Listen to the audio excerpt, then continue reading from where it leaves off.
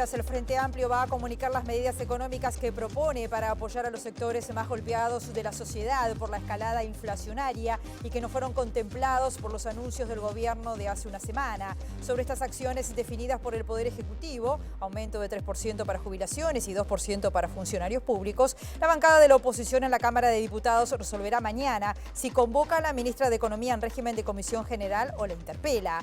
Por su parte, el movimiento sindical se prepara para la jornada del 1 de mayo, del próximo domingo, con un acto sindical del que se espera surjan medidas y propuestas para atender los problemas del salario, la informalidad y la exclusión social, entre otros.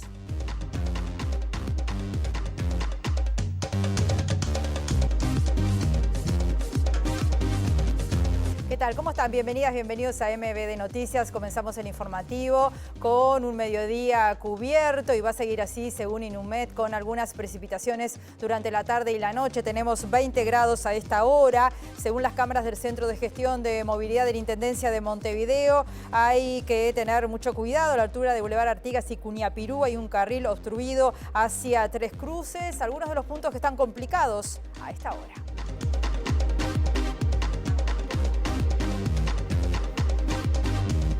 Compartimos ahora los principales titulares.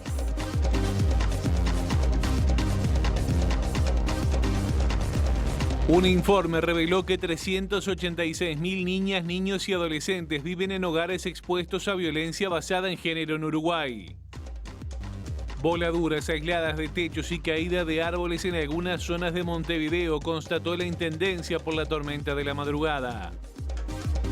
El Frente Amplio presentará hoy propuestas de medidas económicas y mañana resolverán la convocatoria de la ministra Arbeleche al Parlamento.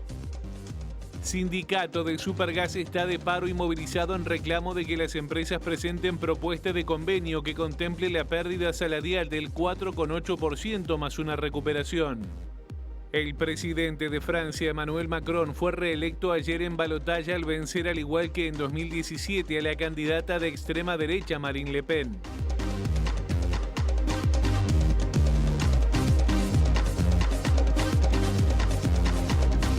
Vamos a ver en qué están trabajando los móviles de MBD Noticias. Damos los buenos días a Eduardo Delgado, está allí en el Parlamento y mucha actividad en el Parlamento. Buenos días, Eduardo. ¿Cómo estás? Bienvenido, adelante. Más en profundidad lo que es el texto de esta resolución. La Comisión Investigadora Parlamentaria que indaga las presuntas irregularidades en las licencias sindicales de dirigentes de la Federación Nacional de Profesores de Enseñanza Secundaria.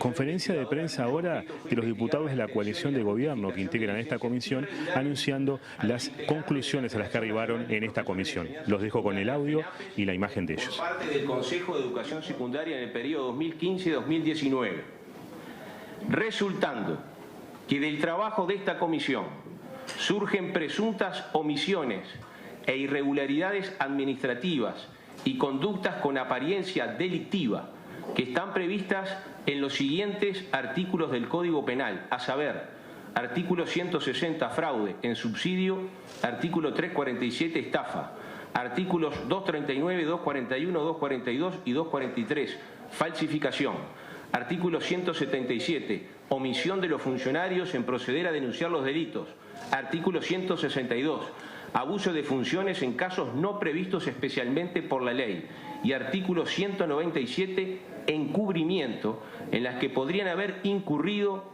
las personas que se individualizan en la parte resolutiva de la presente.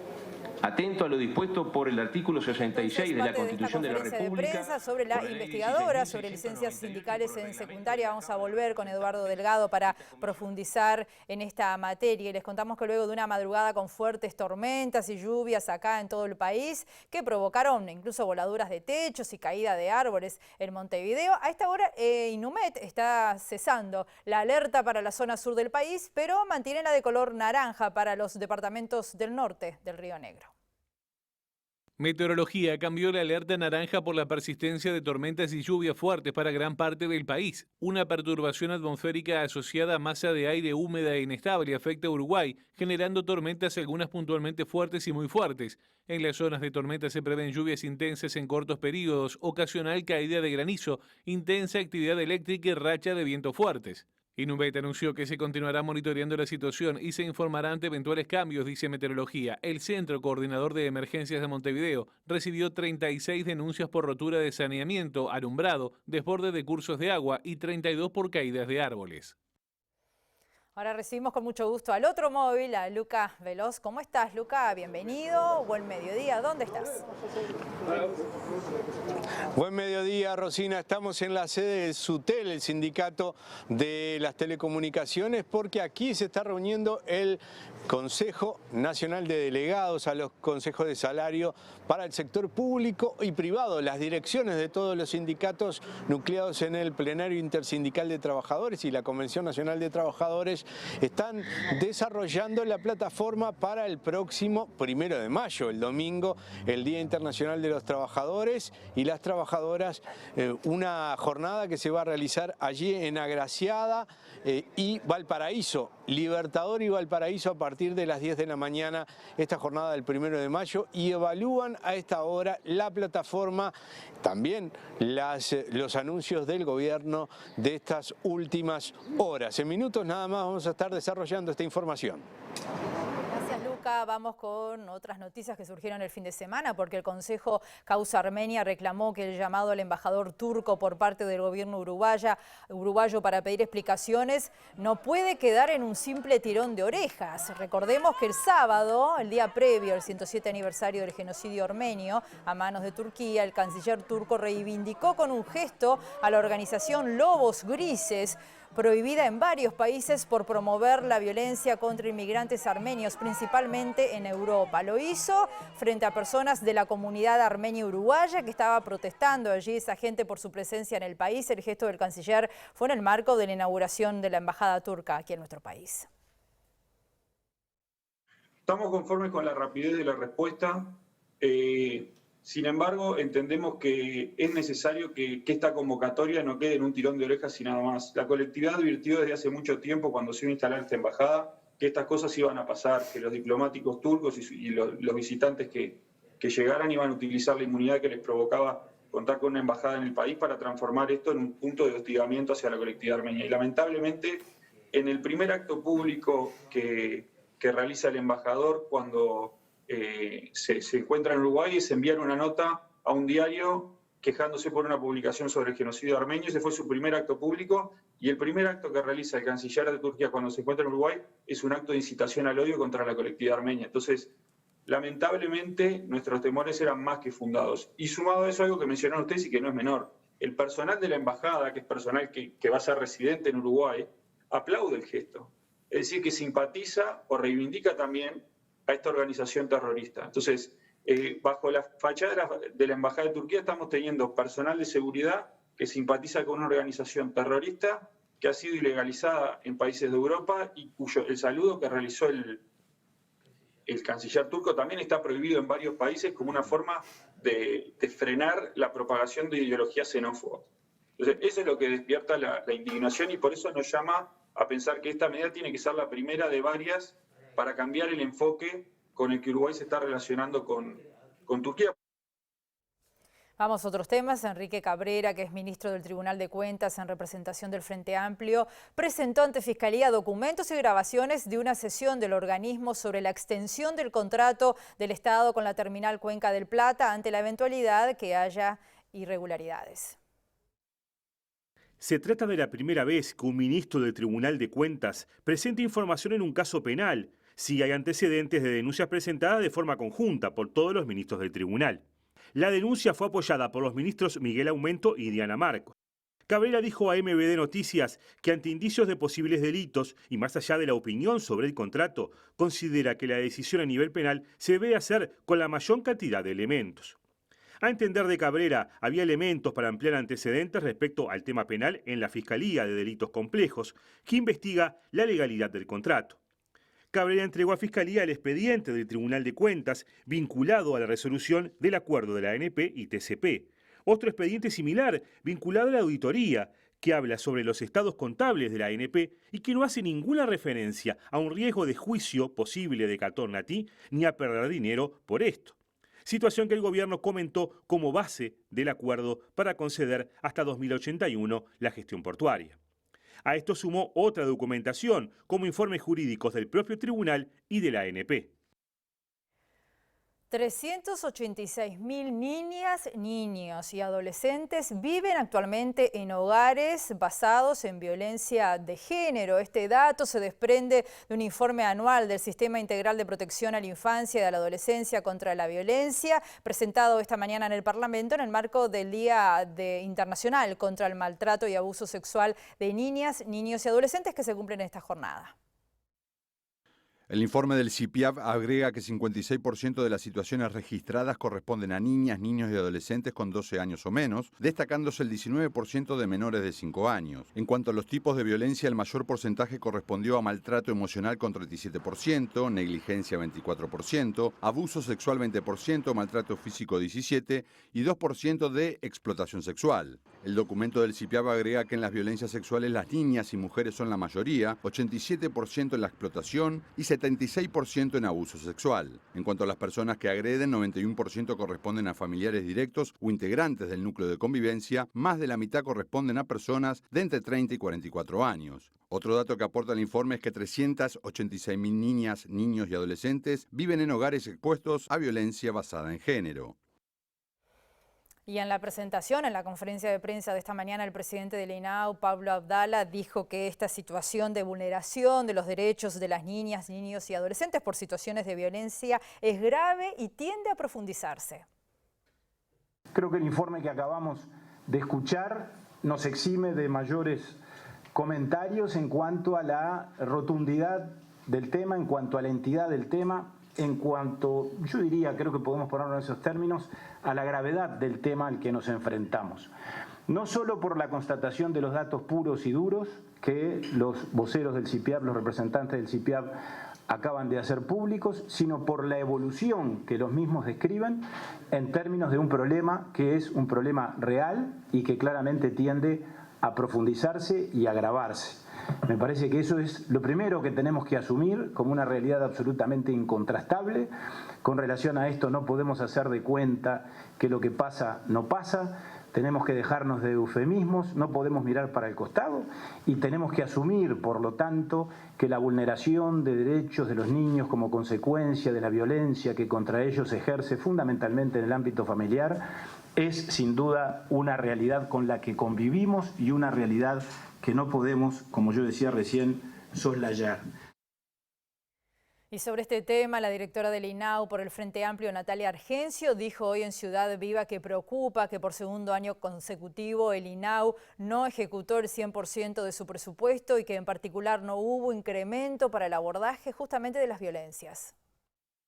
Desde INAU no hubo incremento de presupuesto para el abordaje de las violencias, se mantiene, porque al decir los cupos, estoy hablando... ¿Desde qué año? Se mantiene, o sea, desde que estoy en la gestión que puedo dar este análisis, en el año 2020 eran 98 millones aproximadamente destinados para el abordaje de las violencias que responden a la cobertura de estos cupos. Y bueno, y en el año pasado se mantuvo exactamente el mismo porcentaje, pero la preocupación es que por segundo año consecutivo INAU no ejecutó el 100% de su presupuesto. Tenemos un presupuesto realmente muy grande, pero lo que preocupa, o sea, es que las vulnerabilidades son cada día más grandes y hay que dar respuesta con abordajes integrales y no es solamente dando ingreso a educadores con modalidad de tallerista.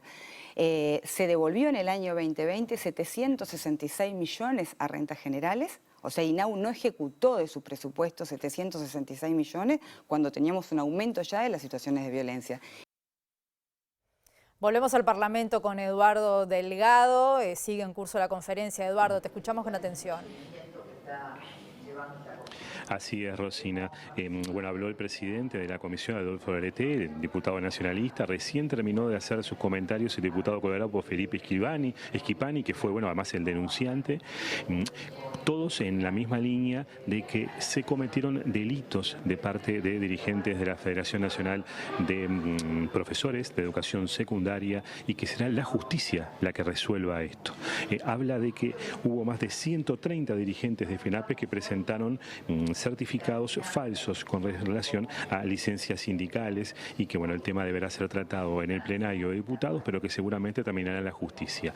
En minutos, cuando termine esta conferencia, habrá conferencia de los representantes del Frente Amplio en esta comisión, que tienen una posición muy diferente a esta y sostienen que no corresponde al Parlamento investigar estos hechos, sino directamente a la división jurídica de la propia secundaria. Así que en minutos, si comienza la conferencia, les estaremos dando la versión del Frente Amplio y si no, lo tendremos en la edición central de MBD Noticias. Muchas gracias, Eduardo. La Fiscalía está investigando un eventual caso de justicia por mano propia tras el homicidio de un joven en la zona de Lezica. El sociólogo Luis Eduardo Moraz afirmó hoy que por las primeras informaciones de prensa este caso tiene las características de un linchamiento más que de un caso espontáneo de justicia por mano propia. Según testigos, el joven ingresó al terreno de una vivienda mientras era perseguido por un grupo de 10 personas que lo acusaban de ladrón. Al encontrarlo, lo atacaron con golpes y puñaladas. El joven falleció poco después de ingresar a un centro hospitalario. Según el sociólogo Luis Eduardo Moraz, el caso parece encuadrar en la figura del linchamiento. Ciertamente hay una sucesión de hechos que nos hacen pensar que vivimos en un estado de crispación, hay una apelación fácil a la violencia como forma de resolver los distintos conflictos, las distintas situaciones que se presentan. Dicho esto, reitero que no es nada habitual el caso de Lezica, no hay registros en el Ministerio del Interior, no hay investigaciones que nos permitan decir en qué medida en los últimos años estos hechos se han incrementado, pero me atrevo a decir que esa operación combinada, concertada, planificada, premeditada de un grupo de personas con la finalidad de hacer un linchamiento, una operación de linchamiento hasta la muerte, utilizando distintas armas blancas, armas de fuego, palos, no es lo más habitual. El cuerpo del joven tenía golpes, 2 cortes de arma blanca y un disparo en el brazo. La fiscal de homicidios Adriana Edelman ordenó las primeras medidas, entre ellas un relevamiento de las cámaras de seguridad de la zona para encontrar a los responsables. Por ahora no hay detenidos ni personas identificadas. Mañana la bancada de diputados del Frente Amplio va a analizar la posibilidad de realizar un llamado a un régimen de comisión general encabezado por la ministra de Economía, Susana Arbeleche, sobre la estrategia de contención de los precios y las cifras que se maneja por parte del gobierno de la pobreza infantil. Los martes se hace la bancada del Frente Amplio y uno de los temas que vamos a analizar, por supuesto, es la situación económica y los anuncios que se han dado por parte del presidente de la República, que ustedes saben que han sido muy confusos en cuanto a aumento de salarios y de jubilaciones, pero además otro tema que nos venía preocupando y que no se ha explicado por parte del gobierno, bueno, son las cifras que se dieron en su momento en cuanto a la situación de la pobreza en materia de la niñez y de la adolescencia. Son temas que nos preocupan y creemos que, bueno, la ministra de Economía tiene que ir a dar explicaciones sobre esta situación. Desde la mañana de hoy, los trabajadores del Supergas están de paro y se movilizaron hacia la sede de la Dirección Nacional de Trabajo. Están reclamando que las empresas presenten una propuesta de convenio que contemple la pérdida salarial del 4,8% más una recuperación. Algunos feriados y días libres que tienen algunos sectores y otros no, pero exclusivamente hablando de la recuperación salarial nos planteaban solamente un 1,6 de ese 4,8 porque los lineamientos del Poder Ejecutivo eran esos. Entonces nosotros entendemos que los lineamientos del Poder Ejecutivo era algo general, no era exclusivamente para el sector, y si estamos en un sector con la posibilidad de recuperar, entendemos que tiene que ser lo antes posible. En 2020, sindicato y patronal firmaron un convenio puente, donde los trabajadores resignaron una pérdida salarial de un 4,8% que ahora pretenden recuperar. Nosotros entendíamos que ese momento no era para reclamar, sino de que, bueno, aceptar el rol que teníamos con la población, sabíamos que el Supergas no podía faltar y, bueno, el sindicato flexibilizó y firmó ese convenio a la pérdida. Bueno, esa pérdida fue de un 4,8 y entendemos que al sector no verse afectado por la pandemia es muy necesario recuperarlo porque, bueno, los trabajadores dependemos de nuestro salario y esta situación creo que le está atravesando gran parte de la población. Hacemos una pausa muy breve y volvemos enseguida.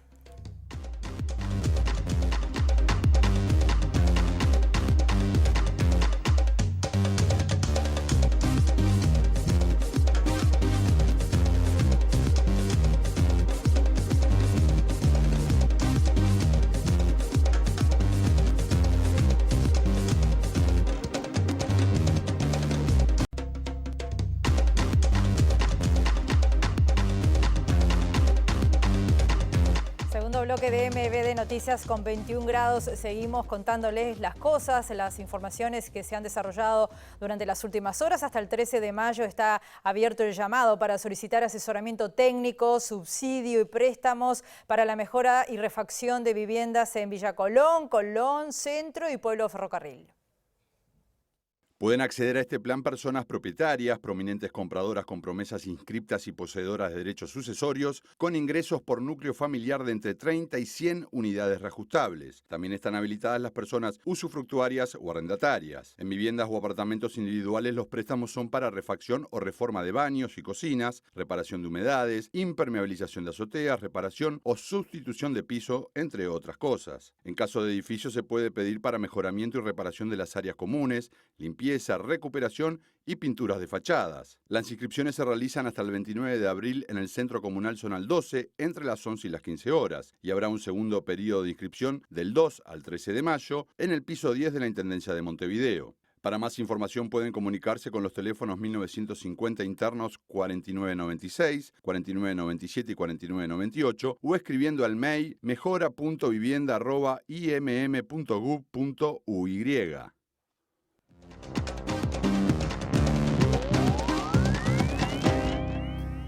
Nicaragua retiró ayer las credenciales de sus representantes ante la Organización de Estados Americanos y ratificó su invariable decisión de abandonar el organismo al tiempo que sus oficinas en Managua fueron desmontadas. El gobierno anunció ayer en una declaración pública que a partir de esa fecha Nicaragua deja de formar parte de todos los engañosos mecanismos de este engendro, llámese Consejo Permanente o llámense Cumbre de las Américas, y que el país no tendrá presencia en ninguna de las instancias de lo que considera ese diabólico instrumento del mal llamado OEA. En su declaración leída por el canciller Denis Moncada, Nicaragua ratifica la invariable decisión de abandonar la OEA según lo expresado el día 19 de noviembre de 2021, al tiempo que anunció el cierre de sus oficinas en Managua porque sostuvo que tampoco tendrá este infame organismo presencia en el país, hecho que se confirmó cuando la Policía Nacional rodeó las oficinas del organismo mientras sus símbolos eran desmontados. Moncada sostuvo que Nicaragua se retira con absoluta dignidad de un organismo que, según dijo, es un instrumento del Departamento de Estado de Estados Unidos que está al servicio del imperialismo yanqui, y tuvo palabras de reconocimiento para Cuba y Venezuela y a los pueblos que valientemente libran sus luchas. El gobierno de Nicaragua ya había anunciado su decisión de retirar al país de la OEA luego de que el organismo rechazara la legitimidad de las elecciones en las que el presidente Daniel Ortega obtuvo una nueva reelección con su esposa, Rosario Murillo, como vicepresidenta, y con 7 de sus adversarios en prisión y 2 en el exilio. En Francia, el presidente Emmanuel Macron venció ayer en el balotaje, igual que en el año 2017, a la candidata de extrema derecha Marine Le Pen. Macron renueva la presidencia francesa pese al histórico avance de Le Pen. Emmanuel Macron se impuso con claridad en la segunda vuelta de las presidenciales a la ultraderechista Marine Le Pen, que firmó su mejor resultado en unas elecciones, pero fue insuficiente para acceder al poder. El liberal de 44 años superó el 58% de los votos, pero vio cómo se evaporaba la mitad de la ventaja que hace 5 años le permitió ganar la presidencia, lo que muestra las heridas abiertas en un país por un periodo marcado por las crisis. Otro signo inquietante es la baja participación, con una abstención en torno al 28%, la más alta en medio siglo en una segunda vuelta, solo superada por las presidenciales de 1969. Ahora volvemos al móvil con Luca Veloz. Adelante, Luca. Está en pleno desarrollo, Rosina, esta asamblea de delegados de los consejos de salarios con vísperas a este 1 de mayo, el análisis de la perspectiva y la coyuntura. Y agradecemos al presidente del PIT-CNT, Marcelo Abdala, justito terminó de dar el informe. Bueno, ¿qué se puede esperar para este 1 de mayo? Bueno, una gran movilización. Yo aprovecho de convocar a toda la audiencia de TV Ciudad que masivamente participe, digamos, a nivel nacional en cada departamento del interior donde son los actos y aquí en el área metropolitana en las 3 caravanas que salen a las 9 de la mañana desde Plaza Lafone, desde Plaza Colón y desde el intercambiador Belloni, allí en la Plaza Huelga General, que vamos a desarrollar 3 grandes caravanas hasta la Plaza 1 de Mayo y luego una marcha por Avenida Libertador hasta Avenida Libertador y La Paz, porque todos estos temas, digamos, del ajuste contra la clase trabajadora y los jubilados y los pequeños emprendedores que viven del mercado interno, porque los niveles de la carestía que están habiendo, que depredan nuestros ingresos, porque algunas ideas, digamos, que se van a estar impulsando, como la reforma de la seguridad social, que recorta derechos, requieren un 1 de mayo enorme, y yo creo que vamos a tener, sí, un 1 de mayo masivo y muy participativo. Está marcado por los anuncios del gobierno de estas medidas, completan, bueno, el PIT-CNT ya manifestó que no está de acuerdo o por ejemplo no está conforme. Bueno, nosotros hemos declarado que son insuficientes porque además de no corregir un deterioro del salario real que va bastante más allá de este nivel de carestía que hay ahora, se trata en general de un adelanto a cuenta y por tanto en realidad ni siquiera es un ajuste, ¿no? El ministro ya de Trabajo, Mieres, aseguró que no se van a tocar los salarios mínimos, que eran una de las pedidas. Sí, nosotros le propusimos al gobierno que retocara el salario mínimo nacional, porque eso tiene un montón de impacto con los monotributistas, trabajadores por la cuenta, gente que de repente está todavía más en la informalidad que los sectores de la actividad privada, pero bueno, lamentablemente el Poder Ejecutivo nos dijo que no. Sobre estas horas, en este momento, el Partido Colorado anunció que hará una denuncia contra FENAPES por la investigadora. ¿El PIT-CNT lo va a tratar esto? Bueno, nosotros vamos a llevar ese tema a la Organización Internacional del Trabajo, porque realmente estamos convencidos de que se viene promoviendo allí especialmente un clima antisindical que no le hace bien a las relaciones laborales, al diálogo respetuoso entre las partes cuando tenemos diferencias, y hay un hostigamiento permanente, digamos, a la organización sindical, principalmente en los sectores educativos. Por tanto, la participación del PIT-CNT en la conferencia internacional de la OIT este año va a llevar ese tema para ahí. ¿Estará también en la plataforma del 1 de mayo? Sí, sin duda. Los derechos y las libertades sindicales, cuando se empiezan a vulnerar, implican un retroceso democrático que por lo menos requiere un planteo específico del movimiento sindical. ¿Se le pidió la cadena nacional para el primero? Sí, siempre la pedimos. Desde los últimos años no nos la están otorgando, pero bueno, siempre nosotros cumplimos con la cuestión de solicitar la cadena. En ese sentido, ¿solicitarán a otros medios que difundan el mensaje? Sí, claro, es de interés nuestro que el mensaje de la clase trabajadora pueda llegar a toda la población. Muchísimas gracias. A las órdenes. Marcelo Abdala, el presidente del PIT-CNT, entonces en medio de este consejo de los delegados a los consejos de salud. Gracias, Luca. Nosotros ya nos vamos, estamos en momentos de despedirnos. Los invitamos como siempre a que nos acompañen a las 19 horas en nuestra edición central. Que pasen muy bien.